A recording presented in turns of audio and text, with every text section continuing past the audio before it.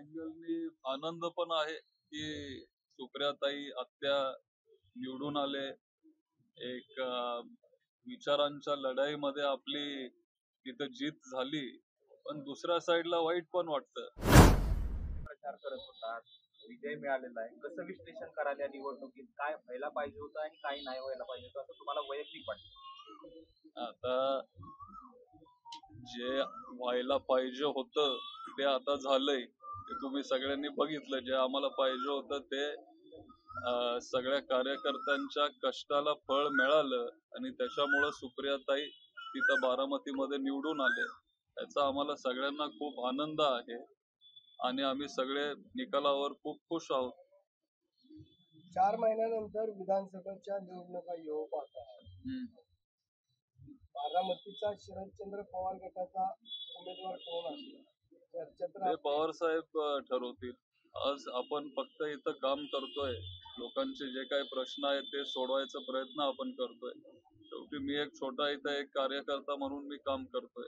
पण हे जे निर्णय आहेत ते पवार साहेबांच्या हातात असतात किंवा जयंत पाटील साहेब असतील, जे आपले पक्षाचे अध्यक्ष आहेत महाराष्ट्राचे, सुप्रियाताई असतील, सगळे वरिष्ठ नेते ते ठरवतील. एका बाजूला आपण उद्योग व्यवसाय पाहताय तर दुसऱ्या बाजूला आपण बारामतीच्या राजकारणात सक्रिय झालेलो दिसतो. राजकारणात यायला आपल्याला आवडेल? राजकारणचा अजून विचार केला नाहीये, पण आमचं सगळं कुटुंब मग ते पूर्वीपासून असेल, मग बाई असतील किंवा आप्पासाहेब पवार असतील, माझे आजोबा अनंतराव पवार असतील, आम्ही नेहमी सामाजिक कामं पण करत आलोय आणि त्याच्यामुळं काय हे मला वेगळं काय वाटत नाही. बारामतीमध्ये जर तुम्हाला विधानसभेला शरद पवार गटाचा उमेदवार म्हणून संधी मिळाली काय तुमचं? ते जर तरचे प्रश्न आहे. त्याच्यामुळे जर ते झालं तर मग ते आपण बघू. खरं तर ही निवडणूक पवार कुटुंबाभोवती फिरली गेली.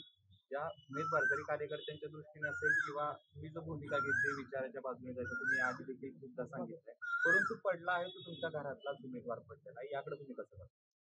नाही, त्याचं वाईट पण वाटतं.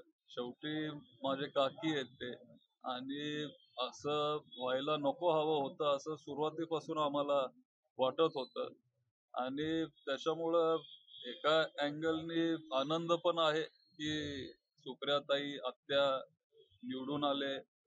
एक विचारांच्या लढाईमध्ये आपली तिथं जीत झाली. पण दुसऱ्या साईडला वाईट पण वाटतं.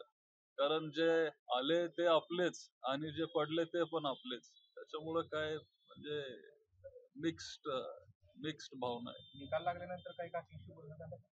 अजून नाही, पण काय आता बघू. विधानसभेला देखील असं चित्र पाहायला मिळेल पवार विरुद्ध पवार? ते आता सांगता येणार नाही. मला वाटत नाही.